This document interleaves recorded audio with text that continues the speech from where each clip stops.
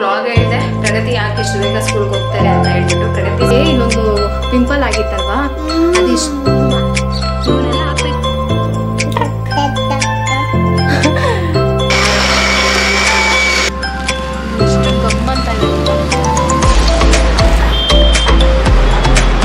ನಮ್ಮ ಫೇವ್ರೇಟ್ ಎಳ್ಳಿಕಾಯಿ ಉಪ್ಪಿನಕಾಯಿ, ಅದು ನಮ್ಮ ಅಮ್ಮ ಹಾಕೋ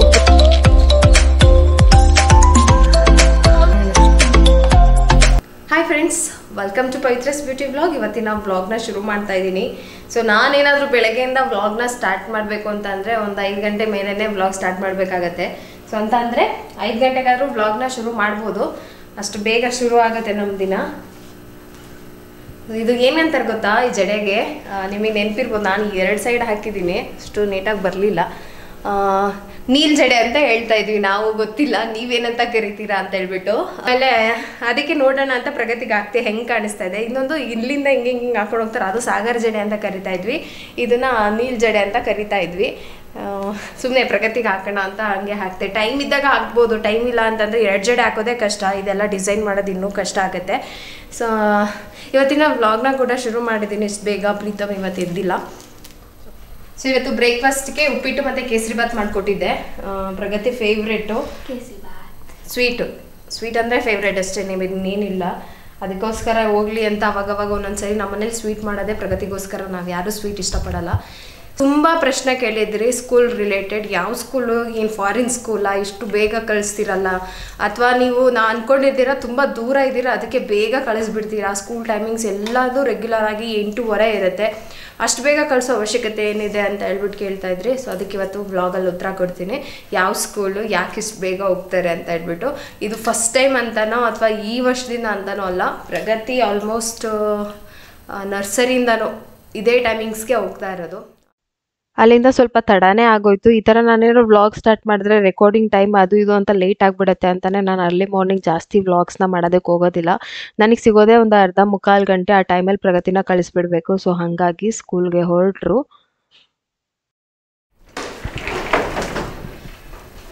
ಪ್ರಗತಿ ಸ್ಕೂಲಿಗೆ ಹೋದ್ಮೇಲೆ ಸ್ವಲ್ಪ ಕೆಲಸ ಇರುತ್ತಲ್ವಾ, ಸಣ್ಣ ಪುಟ್ಟದು. ಒಂಚೂರು ಬ್ರೇಕ್ಫಾಸ್ಟ್ ಮಾಡಿಸ್ದೆ ಪ್ರೀತಮ್ಗೆ, ಅವನಿಗೆ ಸ್ನಾನ ಮಾಡಿಸಿ ನಾನು ಫ್ರೆಶ್ ಅಪ್ ಆದೆ. ಪ್ರೀತು ಬಾಯಿಲಿ ಬಾ ಬಾ.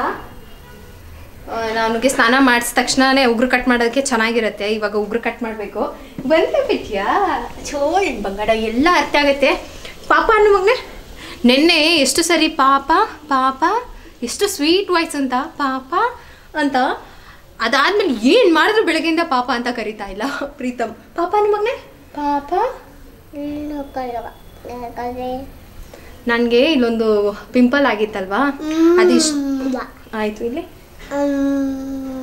ಆಮೇಲೆ ಆಮೇಲೆ ಆಮೇಲೆ ಥ್ಯಾಂಕ್ ಯು. ನಾನು ಕೇಳೇ ಎಲ್ಲ ಕೊಡ್ತಾ ಇದ್ದೇನೆ. ಇಲ್ಲಿಗೆ ಪಿಂಪಲ್ ಆಗಿತ್ತು, ಒಂದು ಸಣ್ಣ ಪಿಂಪಲ್ ಆಗಿತ್ತು. ನನ್ನ ಮಗಂಗೆ ಒಂದು ಅಭ್ಯಾಸ, ಕೆನ್ನೆ ಹೆಂಗೆ ಮುಟ್ಟೋದು, ಇದನ್ನು ಕೆರೆ ಅಭ್ಯಾಸ ಮಾಡಿಬಿಟ್ಟು ಕೆರೆದು ಸಾಕು ಸಾಕು ಮಗನೇ ಸಾಕು. ಪಾಪ ಅಂತ ಕರೆಯೋದಕ್ಕೆ ಪಾಪ. ಬೈಲಿ ಉಗ್ರ ಕಟ್ ಮಾಡ್ತೀನಿ ಬಾ. ಟಕ್ ಟಕ್ ಹೆಂಗ್ ಸೌಂಡ್ ಮಾಡುತ್ತೆ ಮಗನೇ? ಟಕ್ ಟಕ್ ನೀನ್ ಮಾಡು. ಟಕ್ ಟಕ್ ಟಕ್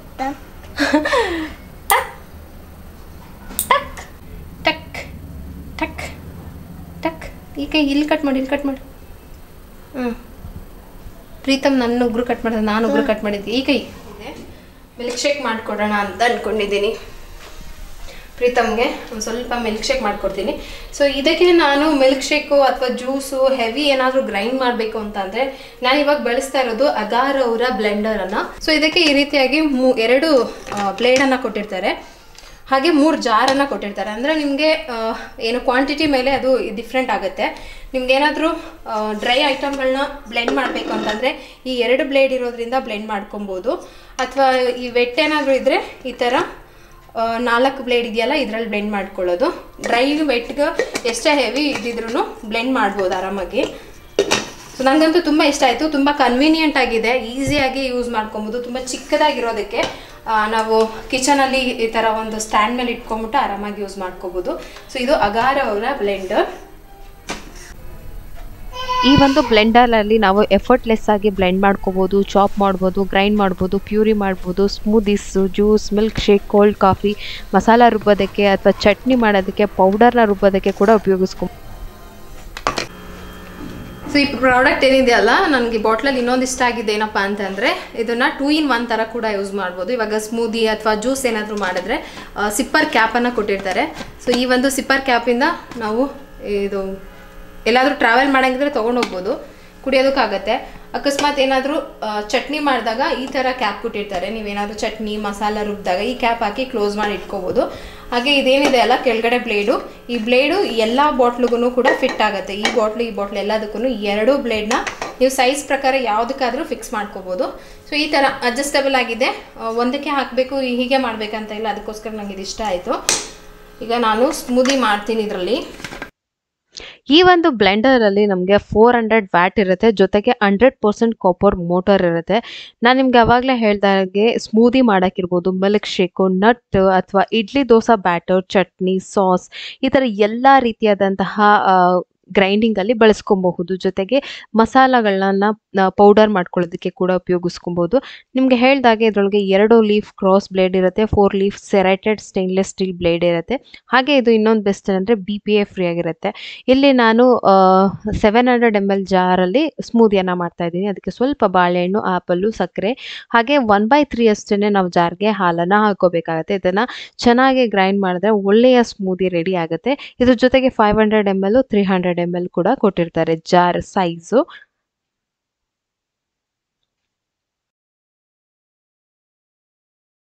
ಸೊ ಇಲ್ಲಿ apple banana milk shake ready ಆಯಿತು.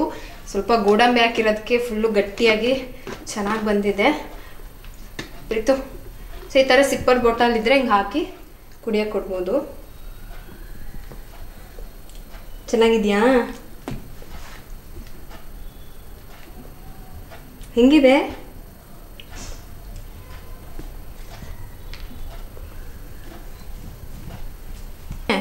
ಚೆನ್ನಾಗಿರೋದಕ್ಕೆ ಕುಡಿತಾ ಇರೋದು ಮಮ್ಮಿ. ಚೆನ್ನಾಗಿದೆಯಾ? ನಿಮ್ಮ ಅಕ್ಕ ಬರ್ತಾರೆ ಈಗ. ಚೆನ್ನಾಗಿದೆ, ತುಂಬ ಚೆನ್ನಾಗಿದೆ. ಅಂದರೆ ನಾನು ನಾರ್ಮಲ್ ಮಿಕ್ಸಿಲೂ ಮಾಡ್ತಾಯಿದ್ದೆ, ಬಟ್ ಇಷ್ಟು ಚೆನ್ನಾಗಿ ನೈಸ್ ಪೇಸ್ಟ್ ಆಗ್ತಾ ಇರಲಿಲ್ಲ. ಗೋಡಂಬಿ ಎಲ್ಲ ಚೆನ್ನಾಗಿ ಪೇಸ್ಟ್ ಆಗಿದೆ. ಪ್ರೀತಮ್ಗೆ ಸ್ವಲ್ಪ ಬಾದಾಮ್ ಪೌಡರ್ ಮಾಡ್ಕೊಂಡಿಡೋಣ ಅಂತ ಮಾಡ್ತಾಯಿದ್ದೀನಿ. ಈ ಪ್ರತಿದಿನ ಅವನಿಗೆ ಹಾಲು ಕೊಡ್ತೀವಲ್ಲ, ಪ್ರತಿದಿನ ಅವನಿಗೆ ಬರೀ ಹಾಲು ಕೊಡ್ತೀನಿ, ಸಕ್ಕರೆ ಆಗಲಿ ಏನು ಬೆಲ್ಲದ ಪೌಡ್ರ್ ಆಗಲಿ ಏನೂ ಹಾಕೋದಿಲ್ಲ. ಅದಕ್ಕೆ ಈ ಸರಿ ಸ್ವಲ್ಪ ಇನ್ನೇನು ದೊಡ್ಡವನಾಗಿದ್ದಾನೆ, 2 ವರ್ಷ ಆಗ್ತಾಯಿದೆ. ಸೊ ಬಾದಾಮ್ ಪೌಡರ್ ಮಾಡಿಕೊಟ್ರೆ ಹಾಲಲ್ಲಿ ಮಿಕ್ಸ್ ಮಾಡಿಕೊಡೋದಕ್ಕೆ ಸರಿ ಹೋಗುತ್ತೆ ಅಂತ ಹೇಳ್ಬಿಟ್ಟು ಅದನ್ನು ಬಿಸಿನೀರಲ್ಲಿ ಸ್ವಲ್ಪ ನೆನೆಸ್ತೀನಿ. ಇಲ್ಲಿ ನಾನು ಬಾದಾಮಿಯನ್ನು ಬಿಸಿ ನೀರಲ್ಲಿ ನೆನೆಹಾಕೋದಕ್ಕೆ ಅಂತ ಹೇಳ್ಬಿಟ್ಟು ಇಟ್ಟಿದ್ದೀನಿ. ಒಂದು 5 ನಿಮಿಷ ನೆನಿಲಿ. ಬಾದಾಮ್ ನೆನಾಕಿದ್ನಲ್ಲ, ಬರೀ ಒಂದು 5 ನಿಮಿಷ ಸಾಕಾಗುತ್ತೆ. ಇದಕ್ಕೆ ತೆಗೆದ್ಬಿಡ್ಬೋದು. 5 ನಿಮಿಷ ಎಷ್ಟು ಈಸಿಯಾಗಿ ಸಿಪ್ಪೆ ತೆಗಿಬೋದು. ನೀನು ತೆಗಿತೀಯ ಮಗನೇ? ಹಿಂಗೆ ಸಿಪ್ಪೆ ತೆಗಿಯಲ್ವಾ? ಅವನಿಗೆ ನಿದ್ದೆ ಬಂದುಬಿಟ್ಟಿದೆ, ಚೆನ್ನಾಗಿ ನಿದ್ದೆ ಬಂದುಬಿಟ್ಟಿದೆ. ಸ್ನಾನ ಬೇರೆ ಮಾಡಿಸ್ದೆ, ಬೆಳಗ್ಗೆ ಎದ್ದಿರೋದು, ಮಲಗಿಲ್ಲ. ಇದನ್ನು ಸ್ವಲ್ಪ ಬಿಸಿಲಲ್ಲಿ ಇಟ್ಬಿಟ್ಟು ಅವನ್ನ ಮಲಗಿಸಿ ಏನಾದರೂ ಬಾದಾಮ್ ಸಿಪ್ಪೆ ತೆಗಿಬೇಕಂತ ಅಂದರೆ ಈ ಥರ ಒಂದು 5 ನಿಮಿಷ ಬಿಸಿನೀರಲ್ಲಿ ನೆನೆಸ್ಬಿಟ್ರೆ ಸಾಕು. 1-2 ನಿಮಿಷನೂ ಟೈಮ್ ಆಗಲಿಲ್ಲ, ಫುಲ್ಲು ಸಿಪ್ಪೆ ತೆಗ್ದಾಯಿತು. ಈಗ ಇದನ್ನು ಈ ಹಸಿ ತಣ್ಣಗಿರೋ ನೀರಲ್ಲಿ ತೆಗೆದ್ರೆ ಸುಳಿಬೇಕು, ಸುಳಿಯೋದು ಕಷ್ಟ. ಅಲ್ಲಿ ಒಣಗ್ಸೋಣ ಬೇಕಾ? ಬಿಸಿಲಲ್ಲಿ ಒಣಗ್ಸೋಣ. ಹಾಂ, ಬಿಸಿಲು ಇಷ್ಟು ನೀನೇ ತಿನ್ಬಿಡ್ತೀಯಾ? ಈಗ ತಿನ್ಬಿಡ್ತೀಯಾ? ನಿದ್ದೆ ಬಂದಿದೆ, ಬಾ ಮಲ್ಕೋ. ನಾನು ಇಲ್ಲಿ ಬಿಸಿಲಲ್ಲಿ ಇಟ್ಬಿಟ್ಟು ಬರ್ತೀನಿ.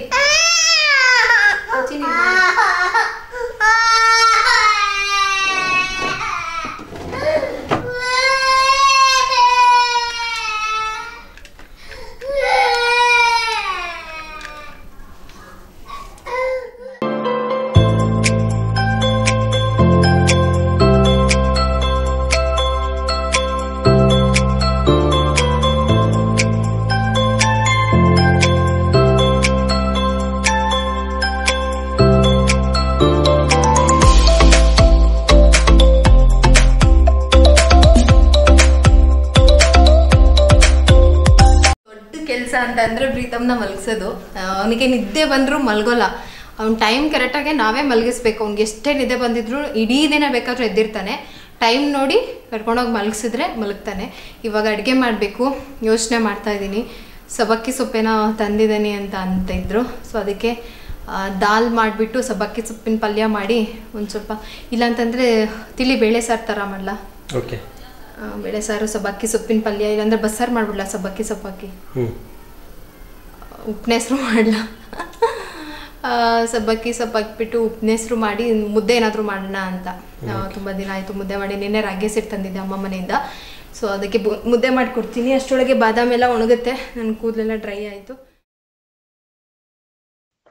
ಇವತ್ತೇನಪ್ಪ ಅಂತಂದರೆ ನಮ್ಮ ಊರಿಗೆ ನಮ್ಮದು ವೆಹಿಕಲನ್ನು ಕಳಿಸಿದ್ರು. ಟಾಟಾ AC ಇದೆ ನಮ್ಮ ಹತ್ರ. ಸ್ವಲ್ಪ ಶಾಪಿಗೆ ಏನಾದರೂ ತರಕಾರಿ ಅಂತ ಅಂದರೆ ಬಾಳೆಗೊನೆ ಇರ್ಬೋದು, ತೆಂಗಿನಕಾಯಿ ಇರ್ಬೋದು, ಎಲ್ಲ ಊರಿಂದಾನೇ ತರಿಸ್ತಾರೆ, ಇಲ್ಲ ಸಂತೆಗಳಿಂದ ತರಿಸ್ತಾರೆ. ಅಲ್ಲಿಂದ ಸ್ವಲ್ಪ ತೆಂಗಿನಕಾಯಿ ಸೊಪ್ಪು ಎಲ್ಲ ತೊಗೊಂಡು ಬಂದಿದ್ರು.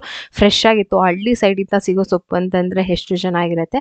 ಅದಕ್ಕೆ ನಾನು ಈ ಥರ ಪ್ಲ್ಯಾನ್ ಮಾಡಿಕೊಂಡೆ. ಬಾದಾಮಿ ಎಲ್ಲ ಏನು ಸಿಪ್ಪೆ ತೆಗೆದುಬಿಟ್ಟು ಬಿಸಿಲಲ್ಲಿ ಇಟ್ಟಿದ್ನಲ್ಲ, ಅದರದ್ದು ರೆಸಿಪಿಯನ್ನು ನಾನು ಬೇಗನೆ ಆ್ಯಡ್ ಮಾಡ್ತಾ ಇದ್ದೀನಿ. ಇದು ಸಂಜೆ ನಾನು ಹಾಕಿದ್ದು.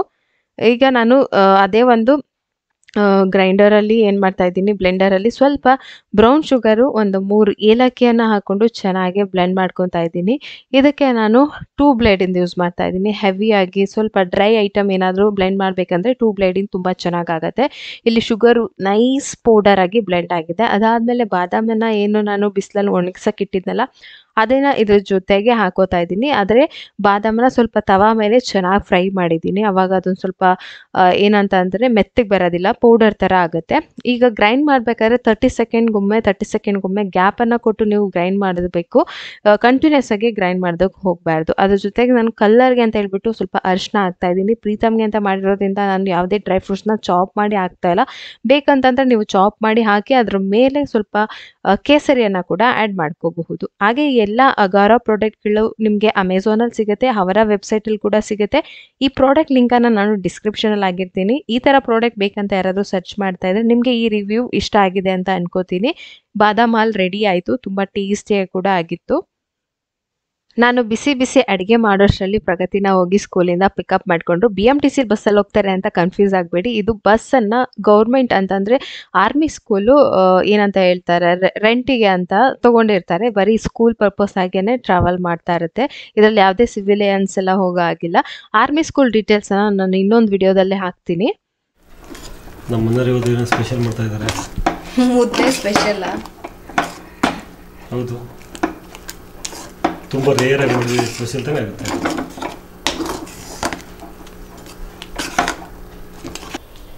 ಸೊ ಹಳ್ಳಿ ಸೈಡ್ ಮಾಡೋಂಥ ಸಾಂಬಾರು, ಉಪ್ಪಿನೆಸರು, ಸೊಪ್ಪಿನ ಪಲ್ಯ.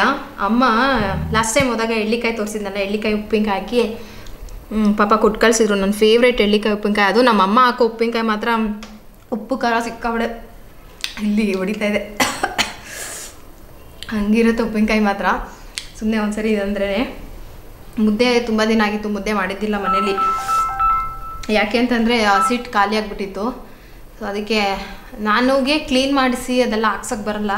ಸೊ ಯಾರಾದರೂ ಹಸಿಟ್ಟು ಹಾಕ್ಸ್ಕೊಟ್ರೇ ನಾವು ಮಿಲ್ಗೂ ಹೋಗಲ್ಲ ಇಲ್ಲಿ. ಸಾಂಬಾರು ತುಂಬ ಸಖತ್ತಾಗಿದೆ.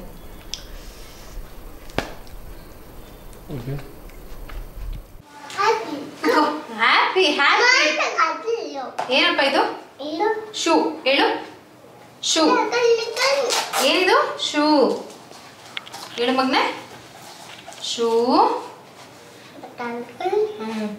ಸೊ ಇವತ್ತು ನಾವು ಲೈಬ್ರರಿಗೆ ಹೋಗೋಣ ಅಂತ ಅನ್ಕೊಂಡಿದ್ವಿ. ಒಂದಿಷ್ಟು ಬುಕ್ ಬೇಕಾಗಿತ್ತು ನನಗೆ. ಲೈಬ್ರರಿ ನಿಯರ್ ಬೈ ಲೈಬ್ರರಿಗಳು ಮತ್ತು ಬುಕ್ ಸ್ಟೋರ್ ಎಲ್ಲ ನೋಡಿದ್ದು, ಹೋಗೋಣ ಅಂತ ಹೇಳ್ಬಿಟ್ಟು. ಆಮೇಲೆ ನನ್ನ ಹಸ್ಬೆಂಡ್ ಹೇಳಿದ್ರು ನನಗೆ ಆ್ಯಕ್ಚುಲಿ ಎಸ್ಪೆಷಲಿ ಕೃಷಿ ರಿಲೇಟೆಡ್ ಬುಕ್ಸ್ ತೊಗೋಬೇಕು ಅಂತ ಇತ್ತು. ಅದಕ್ಕೆ ನಮ್ಮ ಮನೆಯವರು ಹಂಗಂತ ಅಂದರೆ ಹೆಬ್ಬಾಳ ಹತ್ರ ಒಂದು ಜಾಗ ಇದೆ, GKVK ಅಂತ. ಅಲ್ಲಿ ಕೃಷಿ ರಿಲೇಟೆಡ್ ಎಲ್ಲ ಬುಕ್ಸ್ಗಳು ಸಿಗುತ್ತೆ.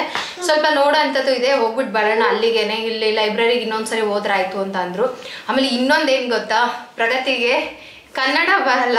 ಒಬ್ರು ಕಮೆಂಟ್ ಹಾಕಿದ್ರು ಈ ಬರ್ತ್ಡೇ ವಿಡಿಯೋಗೆ, ನಿಮ್ಮ ಮಗಳಿಗೆ ಫಸ್ಟ್ ಕನ್ನಡ ಕಲಿಸ್ರಿ, ಕನ್ನಡದಲ್ಲಿ ಮಾತಾಡ್ಸಿ ಅಂತಂದರೆ. ಅವರಿಬ್ಬರು ಫ್ರೆಂಡು, ಒಬ್ಬರು ಹಿಂದಿಯವರು, ಒಬ್ಬರು ತಮಿಳವರು, ನನ್ನ ಮಗಳಿಗೆ ಕನ್ನಡ. ಸೊ ಹಂಗಾಗಿ ಅವರು 3 ಜನನು ಇಂಗ್ಲೀಷಲ್ಲಿ ಮಾತಾಡ್ಕೋತಾರೆ.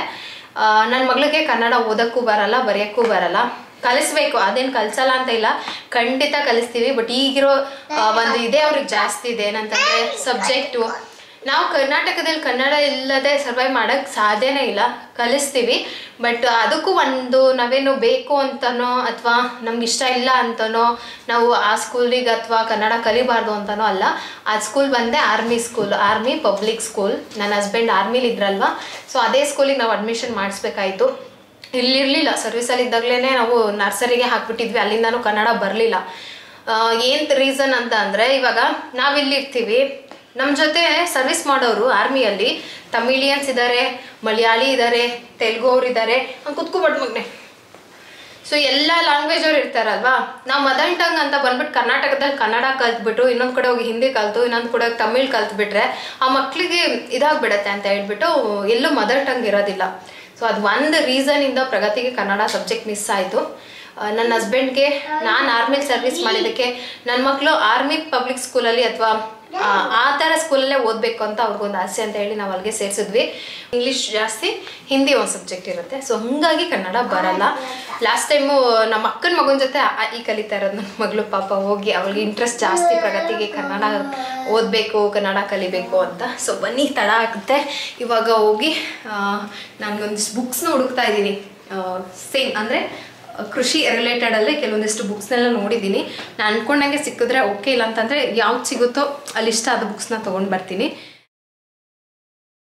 ನಮ್ಮ ಕಾರಿಂದ ಫಸ್ಟ್ ಸರ್ವಿಸ್ ಆಗಿತ್ತು. ನಾನು ಮನೆ ಹತ್ರ ವಾಶ್ ಮಾಡಿ ಎಲ್ಲ ನೀಟಾಗಿ ಫುಲ್ ಶೈನಿ ಮಾಡಿ ಕಳಿಸಿದ್ದೆ ಕಾರನ್ನು. ಲಾಸ್ಟ್ ವ್ಲಾಗಲ್ಲಿ ನೋಡಿರ್ತೀರ ಅಮ್ಮ ಮನೆಗೆ ಹೋದಾಗ.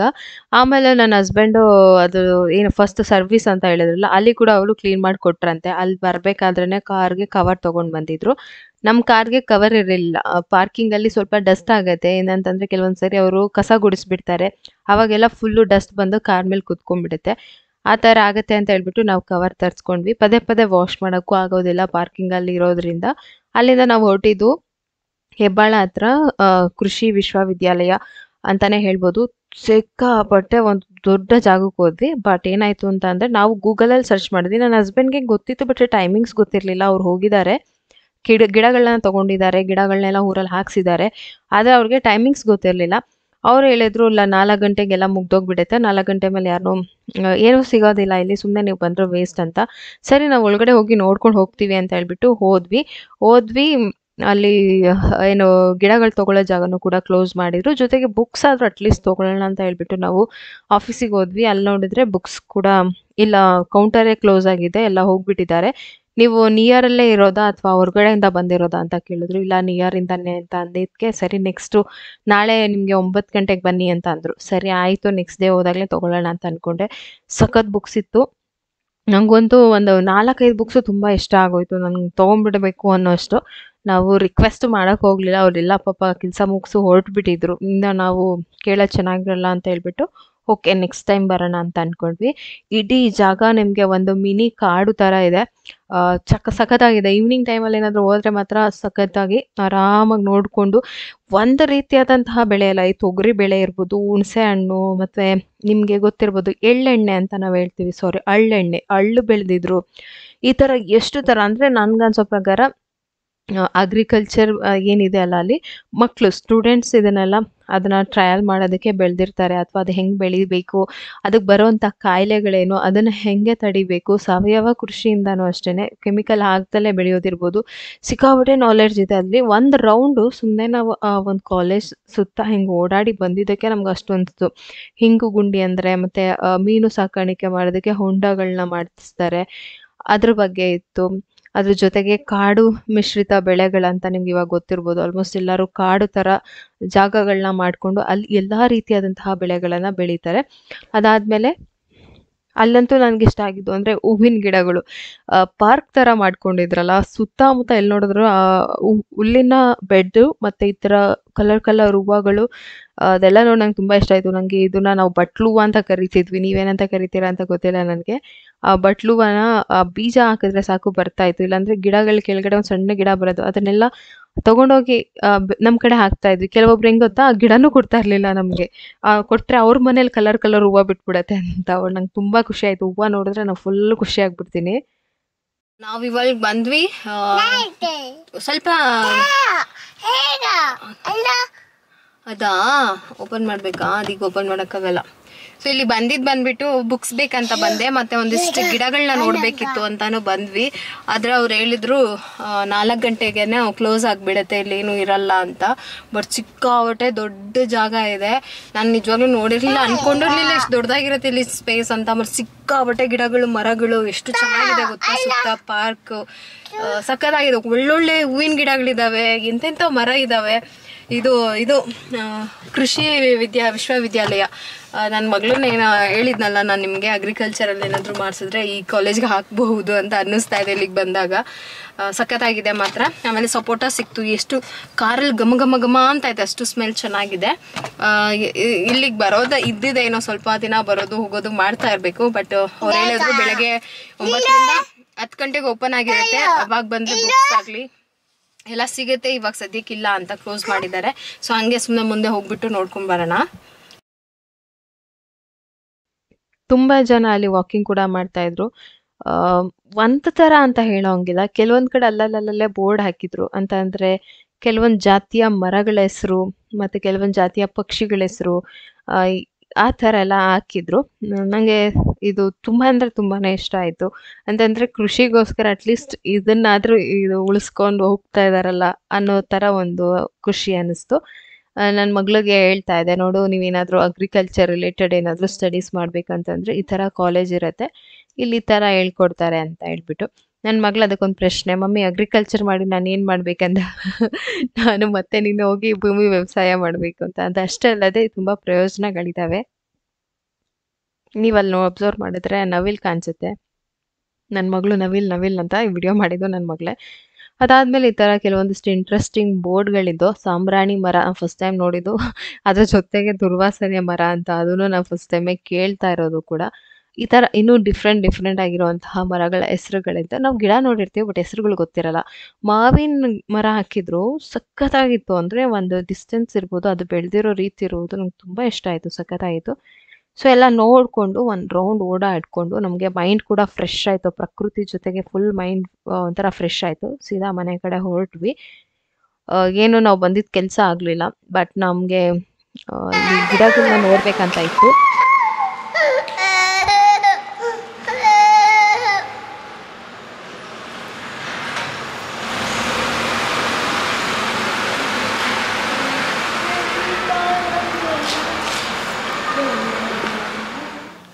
ಸೊ ಫ್ರೆಂಡ್ಸ್, ಇವತ್ತಿನ ವ್ಲಾಗ್ನ ಇಲ್ಲೇ ಎಂಡ್ ಮಾಡೋಣ ಅಂತ ಅನ್ಕೊಂಡಿದ್ದೀನಿ.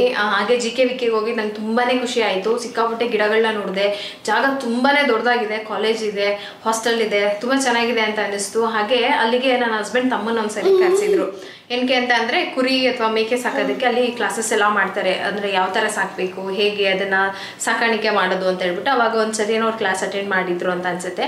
ಅವಾಗ ಹೇಳಿದರು, ಈ ಥರ ಹೆಬ್ಬಾಳದಲ್ಲಿ ಕ್ಲಾಸಸ್ ಇರುತ್ತೆ, ನಾವೇನಾದರೂ ಕೃಷಿ ಮಾಡಬೇಕು ಅಂತಂದರೆ ಅಥವಾ ಏನಾದರೂ ಡೌಟ್ ಇದ್ದರೆ ಅಲ್ಲಿ ಕಂಪ್ಲೀಟಾಗಿ ನಮಗೆ ಗೈಡ್ ಸಿಗುತ್ತೆ ಅಂತ. ಅದಕ್ಕೆ ಅಲ್ಲೇ ಹೋಗೋಣ ಅಂತ ಅಂದರು ಟಕ್ಕಂತ. ಸರಿ ಹೋದ್ವಿ, ಬಟ್ ನಾವು ಹೋಗಿ ಟೈಮಿಂಗ್ಸ್ ತುಂಬ ಮೀರೋಗಿದ್ದಕ್ಕೆ ಏನೂ ಸಿಗಲಿಲ್ಲ. ಆಮೇಲೆ ಬೆಳಗ್ಗೆ ನಾನು ವ್ಲಾಗ್ ಹೇಳಿದೆ, ಪ್ರಗತಿ ಯಾಕೆ ಇಷ್ಟು ಬೇಗ ಸ್ಕೂಲ್ಗೆ ಹೋಗ್ತಾರೆ ಅಂತ ಹೇಳ್ಬಿಟ್ಟು. ಪ್ರಗತಿ ಸ್ಕೂಲ್ ಟೈಮಿಂಗ್ಸ್ ಬಂದುಬಿಟ್ಟು 7:10 ಇರುತ್ತೆ. 7:10ಗೆಲ್ಲ ಒಳಗಡೆ ಲಾಗಿನ್ ಆಗಬೇಕು ಮತ್ತು ಅಸೆಂಬ್ಲಿ ಸ್ಟಾರ್ಟ್ ಆಗಿಬಿಡುತ್ತೆ. ಪ್ರಗತಿಗೆ ಏನು 8:30ಗೆಲ್ಲ ಕ್ಲಾಸಸ್ ಸ್ಟಾರ್ಟ್ ಇರಲ್ಲ. Army school. ನಾವು ತುಂಬ ಪೇರೆಂಟ್ಸ್ ಹೋಗಿ ಕೇಳಿದ್ರು, ಇಷ್ಟು ಬೇಗ ಸ್ಕೂಲ್ ಅಂದರೆ ಮಕ್ಳನ್ನ ಕಲಿಸೋದು ತುಂಬ ಕಷ್ಟ ಆಗುತ್ತೆ ಅಂತ ಹೇಳ್ಬಿಟ್ಟು. ಅವ್ರು ಹೇಳ್ತಾರೆ TC ಕೊಡ್ತೀವಿ ತೊಗೊಂಡು ಹೋಗಿ ಅಂತ ಹೇಳ್ಬಿಟ್ಟು. ಹಾಗಾಗಿ ನಾವು ಏನೋ ಮಾಡೋಕ್ಕಾಗಲ್ಲ, ಅವ್ರದ್ದು ಯಾವ ಸ್ಕೂಲ್ ಟೈಮಿಂಗ್ಸ್ ಹೇಳ್ತಾರೋ ಅದೇ ಕಳಿಸ್ಬೇಕು. 6:20 ಏನೋ ಮನೆ ಬಿಡ್ತಾರೆ, 6:15 6:20 ಆ ಥರ. ಅಲ್ಲಿಗೆ ಹೋಗಿ ಬಸ್ ಕ್ಯಾಚ್ ಮಾಡಬೇಕು. ಅಲ್ಲಿಂದ ಎಲ್ಲ ಸ್ಟಾಪಲ್ಲೂ ಮಕ್ಕಳನ್ನ ಪಿಕಪ್ ಮಾಡಿ ಕರ್ಕೊಂಡು ಹೋಗೋಷ್ಟರಲ್ಲಿ ಅವ್ರಿಗೂ ಕೂಡ ಟೈಮ್ ಆಗೋಗುತ್ತೆ. 7ಗೆ ಒಳಗಡೆ ಇರಬೇಕು. 7:10ಗೆ ಅಸೆಂಬ್ಲಿ ಸ್ಟಾರ್ಟ್ ಆಗುತ್ತೆ. 7ಗೆ ಇನ್ನಾಗಿ ಸ್ಕೂಲ್ ರೂಮಲ್ಲೆಲ್ಲ ಹೋಗ್ಬಿಟ್ಟು ಬ್ಯಾಗೆಲ್ಲ ಇಡ್ತಾರೆ. ಸೊ ಅಂದರೆ 7:10 ಓಕೆನಾ. ಅದಕ್ಕೋಸ್ಕರ ಅವ್ರು ಬೇಗ ಹೋಗ್ತಾರೆ. ತುಂಬ ಜನ ಕೇಳಿದ್ರಿ ಸ್ಟಾರ್ಟಿಂಗಿಂದ. ಅದು ಟೈಮಿಂಗ್ಸ್ ಇರೋದೇ ಅವ್ರದ್ದು ಹಾಗೆ, ನಾವೇನು ಮಾಡೋಕ್ಕಾಗಲ್ಲ ಅಲ್ವಾ. ಅವ್ರದ್ದು ಏನು ಹೇಳ್ತಾರೋ ನಾವು ಹಾಗೆ ಮಾಡಬೇಕು. ದೂರ ಇದ್ದೀವಿ, ತುಂಬ ಡಿಸ್ಟೆನ್ಸ್ ಇದೆ ಅನಿಸುತ್ತೆ ನಿಮಗೂ ಆ ಸ್ಕೂಲ್ಗೂ, ಅದಕ್ಕೋಸ್ಕರ ಅಷ್ಟು ಬೇಗ ಕಳಿಸ್ತೀರಾ ಅಂತ ಕೂಡ ಕೇಳಿದ್ರಿ. ಹಾಗೇನೂ ಇಲ್ಲ, ಇಲ್ಲಿಂದ ಹೋಗ್ಬೋದು ಆರಾಮಾಗಿ. ಅದು ಬೆಳಗ್ಗೆ ಹೋಗೋದ್ರಿಂದ ಟ್ರಾಫಿಕ್ಕು ಇರೋದಿಲ್ಲ, ಬೇಗನೆ ಹೋಗ್ಬಿಡ್ತಾರೆ. ಇದಿಷ್ಟು ನೀವು ಕೇಳಿದ ಪ್ರಶ್ನೆ. ನನಗೆ ಇವತ್ತಿನ ವ್ಲಾಗ್ ನಿಮ್ಗೆ ಇಷ್ಟ ಆಗಿದೆ ಅಂತ ಅನ್ಕೋತೀನಿ. ವ್ಲಾಗ್ ತುಂಬಾ ಚೆನ್ನಾಗಿತ್ತು ಅಂತ ಅನಿಸುತ್ತೆ. ನನಗೆ ಇಡೀ ದಿನ ತುಂಬ ಚೆನ್ನಾಗಿ ಅನ್ನಿಸ್ತು, ಸಖತ್ತಾಗೋಯ್ತು. ಇವತ್ತಿನ ವ್ಲಾಗ್ ನಿಮ್ಗೆ ಏನಾದರೂ ಇಷ್ಟ ಆಗಿದ್ರೆ ಲೈಕ್ ಮಾಡಿ, ಚಾನಲ್ನ ಇನ್ನೂ ಸಬ್ಸ್ಕ್ರೈಬ್ ಮಾಡ್ಕೊಂಡಿಲ್ಲ ಅಂದರೆ ಸಬ್ಸ್ಕ್ರೈಬ್ ಮಾಡ್ಕೊಳ್ಳಿ. GK ಬಗ್ಗೆ ನಾನು ಕಂಪ್ಲೀಟಾಗಿ ನೆಕ್ಸ್ಟ್ ಟೈಮ್ ತಿಳ್ಕೊಂಡು ವ್ಲಾಗ್ ಮಾಡ್ತೀನಿ. ಯಾರಾದರೂ ಗಿಡ ತೊಗೊಳ್ಳೋರಿದ್ರೆ ಅಥವಾ ನಿಮ್ಮ ರಿಲೇಷನಲ್ಲಿ ಯಾರಿಗಾದ್ರೂ ಈ ಥರದ ಬಗ್ಗೆ ಐಡಿಯಾ ಇಲ್ಲ, ಕೃಷಿ ರಿಲೇಟೆಡ್ ಏನಾದರೂ ತಿಳ್ಕೊಬೇಕು ಅಂತ ಅಂದರೆ ಖಂಡಿತ ಅಲ್ಲಿ ವಿಸಿಟ್ ಮಾಡೋಕ್ಕೆ ಹೇಳಿ. ನಾನು ಕಂಪ್ಲೀಟಾಗಿ ತಿಳ್ಕೊಂಡು ನಿಮಗೆ ಹೇಳ್ತೀನಿ. ಸೊ ಈ ವ್ಲಾಗ್ನ ನಿಮ್ಗೆ ಯಾರಿಗಾದ್ರೂ ಯೂಸ್ ಆಗುತ್ತೆ ಅಂತ ಅನ್ಸಿದ್ರೆ ಖಂಡಿತ ಶೇರ್ ಮಾಡಿ. ಬೇರೆಯವ್ರಿಗೂ ಕೂಡ ಅದು ರೀಚ್ ಆಗುತ್ತೆ. ನನ್ನ ವಿಡಿಯೋಸ್ಗಳು ತುಂಬ ಜನಕ್ಕೆ ರೀಚ್ ಆಗೋದಕ್ಕೆ ಹೆಲ್ಪ್ ಆಗುತ್ತೆ. ಮುಂದೆ ಒಳ್ಳೊಳ್ಳೆ ವಿಡಿಯೋಗಳು ಕಂಟೆಂಟ್ಗಳನ್ನ ಮಾಡುವಂತಹ ಆಲೋಚನೆಗಳಲ್ಲೇ ಇದ್ದೀನಿ, ಮಾಡ್ತೀನಿ ಕೂಡ. ಸೊ ನಿಮಗೆಲ್ಲ ಖುಷಿ ಕೊಡೋದ್ರಲ್ಲಿ ಖಂಡಿತ ನಾನು ಒಳ್ಳೆ ವಿಡಿಯೋ ಮಾಡ್ತೀನಿ. ಸೊ ಇವತ್ತಿನ ವ್ಲಾಗ್ನಲ್ಲೇ ಏನು ಮಾಡೋಣ, ಸಿಗ್ತೀನಿ ನೆಕ್ಸ್ಟ್ ವ್ಲಾಗಲ್ಲಿ. ಎಲ್ಲಿವರೆಗೂ ಚಿಕ್ಕೆ ಬಾಯ್.